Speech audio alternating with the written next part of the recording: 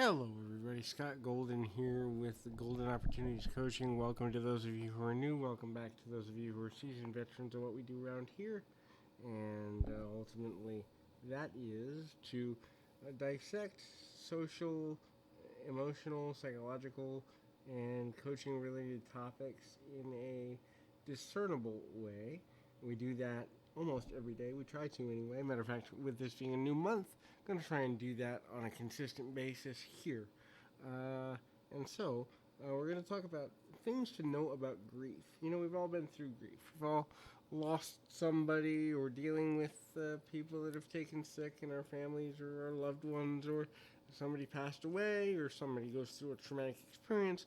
And there's a lot of things that people don't know about grief that, or they may know but they forget upon occasion. As a life and business coach, I've probably heard, I'd say, at least 85% of people's stories, human nature stories, about how to grieve and things to think about. Having lost a few people to suicide over the years, that's a different grieving process. Having lost some friends to unexpected illnesses and accidents and all sorts of things. I've done a lot with grieving myself, but also I've spent 23 years studying how the mind works with different issues, including but not limited to grief. And so we're going to just hit on a few points here. Acceptance is important, and acceptance doesn't mean agreeing with what happened, but acceptance truly means understanding that you're not going to bring a person back, or you're not going to change the situation. If the person is still alive but going through a traumatic experience, an illness, an accident, or something similar, you can't save them from themselves. You can't save them from what they're going through. And obviously, if a person has passed away, you can't, bring them back to life or anything like that. But acceptance is very misunderstood, because acceptance doesn't mean you like what happened. It's the detachment of the reactive detachment and the chosen detachment of understanding that you, in fact, can't change the situation. However, you can control how you react to it. And one of the most common ways that people react to grief and situations that cause grief, unfortunately, is self-isolation. And that's one of the most dangerous ways to react to grief, because the more we isolate, the more likely we are to tie the grief into our what I've termed and what other people have termed the trauma core. There's trauma core videos here on the channel if you're interested in trauma core. I do a whole couple of audios on trauma core issues, but it's important to remember that isolation in small doses, if you need time to recharge, if you need time to reflect, if you need time to be introspective for a day or two, maybe even up to a week, is okay, as long as couple of things are true. You're taking care of your basic needs. You're getting up and going to the bathroom. You're getting up and getting something to eat. You're showering. You're sleeping as much as you can without going to excess. You're doing daily needs. Now, that doesn't mean getting up and going to work, or if you're a parent, you can certainly have someone watch your kids, but basic life function things, you got to make sure you're doing. And also, even if you're isolating and taking time for yourself, allowing somebody in once a day, twice a day to check on you, and by in, I don't mean necessarily in your room, but into your mind. So a Skype call, a phone call, a series of text messages, just so they're checking on how you're relating to the trauma that's going on around you. Because here's the here's the thing, and I'm really passionate about proper grieving, because I was raised by two biological parents who went through trauma and didn't grieve those traumas properly, and it turned them into abusive individuals. And because I've done enough study, I can trace back to those specific events and say, this is what changed these people, this is what altered their worldview, and had they grieved properly or been allowed to grieve properly, they might have turned out differently. Therefore, my life might have turned out differently. Now, sometimes grieving can mean getting away from an environment. A lot of times, especially if there's a suicide or an unexpected death, or if somebody dies in, let's say, in their home with a spouse or children, leaving the home, relocation is necessary as part of the grieving process to get that fresh start. However, that's not always possible right away, and if you're not dealing with the grief and the acceptance piece, which for the record, I'm not a fan of the 5 stages of grief model because that came out, what, we're talking probably 5 decades ago almost in the early 1970s, late 1960s. So we're talking about at least 4 decades, if not 5 decades ago. And research speaks to the fact that grieving and trauma affects people differently. Now, the 5 stages of grief, if you're not familiar with them, I'm not going to go into them in detail here, but suffice to say, there's a bunch of research one can do online about those stages. And while the stages are valuable, I don't think grief is a one size fits all sort of thing. I've seen people who grieve a situation in a couple of months and they move on with an anchor story that helps them to move forward. And I've seen people, I remember a client I dealt with, probably 8 or 10 years ago, who had her fiance pass away unexpectedly. And by the time she got to me, it was 3 or 4 years later, and she was still grieving it like it happened yesterday. And immediately I knew that in the, let's say, 15 to 30 days right after his passing, she hadn't done the self-care necessary to potentially have gotten through the grief in a more timely fashion. It took us 6 months or so of working together to get there, but suffice to say, not getting the right care after a traumatic experience such as someone's loss can have a profound impact for months or years of a person's life. This is compounded by the fact if a person is not naturally introspective and they don't even deal with the emotions or let them come to the surface, because they've got to have an outlet somewhere, and that's the important thing in the next thing that's there. Find an outlet. So there are things, and I can say this in my own life, that still grieve me: loss of friendships, loss of relationships, surviving abuse, all sorts of things, and they still grieve me. And so I find different ways to, when those issues in the shadow self or the other side, the more negative or darker side, because we all have one. And if you live in a world where you believe you don't have a dark side or a side that is infused with your personal pain, quite honestly, with all due respect, you're lying to yourself. And there are many reasons a person would do that, but we all have one to some degree.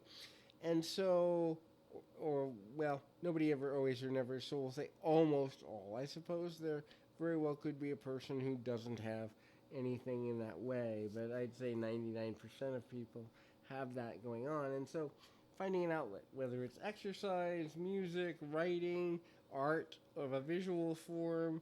I had one client who every time he wanted to be upset about the loss of his father, he would go downstairs and work out, and he would punch a punching bag at the end of the workout as hard as he could for about 3 minutes, and he would literally treat it like a boxing match, and he would go to town on this punching bag, and then he would exhaust himself, and then afterwards he'd go and write in a journal about what he was feeling that caused him to need to do that. And it took several months, but we got to a place where he was able to understand the triggers that led him to go back into the grief state of mind. And that's another thing too. There are different things.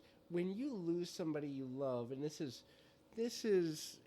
it's kind of controversial, but I would say this: if you don't have imprints where the loss of a person bothers you sometimes throughout the year, or certain days, or maybe a certain week, or their birthday, or the holidays, or whatever, then you didn't have as close a relationship as you thought with them. It's going to bother you, even if it bothers you for 15 seconds on Christmas Eve once a year. There's going to be moments where if you were close, if someone was in your inner circle, it's going to bother you that they passed away. That's just part of human nature. Even though we know that we're mortal, even though we know that our time's going to end on Earth, that doesn't necessarily mean that we, are ready to deal with our own mortality, and so dealing with mortality can be extremely difficult. Writing is a wonderful therapeutic aspect of things. It's not for the act of using it later. It's for the act of being able to chart your own progress in the recovery process. And so if you look at where you were a month into recovery versus 6 months, a year, or several years into recovery, it's interesting because at some level, you can chart how things go. I still have two people who've passed in my life who, even now, and both of them have passed more than a decade ago, but I'll still, a few times a year, or maybe if I'm going through a really difficult time, several times in a month, write a journal entry as though they're still here. And it's because through the life lessons that someone we love teaches us, they still remain with us for as long as we're alive. And so even though they're not physically involved in our lives, even though we can't touch them, hug them, kiss them, spend physical one-on-one time with them, they're still in our lives through our experiences. And so for me, I keep their memory alive, but I also keep their legacy alive through the act of writing for their benefit. And I think a lot of people, I'd even say probably at least 60 to 65% of the clients I have who are struggling with grief, writing in some way, written expression in some way, even if it's through art, and then they write a caption about the piece they've created, is a healing process. The next thing, too, is, I'm actually going to flip these. One thing I want to say before we go into the final point is that everyone grieves differently. And you're past your grief when you've come up with a way to honor the person who has passed, and you do so effectively and efficiently, and in honoring them, you feel better than you feel worse. What do I mean you feel better than you feel worse? Well, you're going to have negative emotions that they're not here.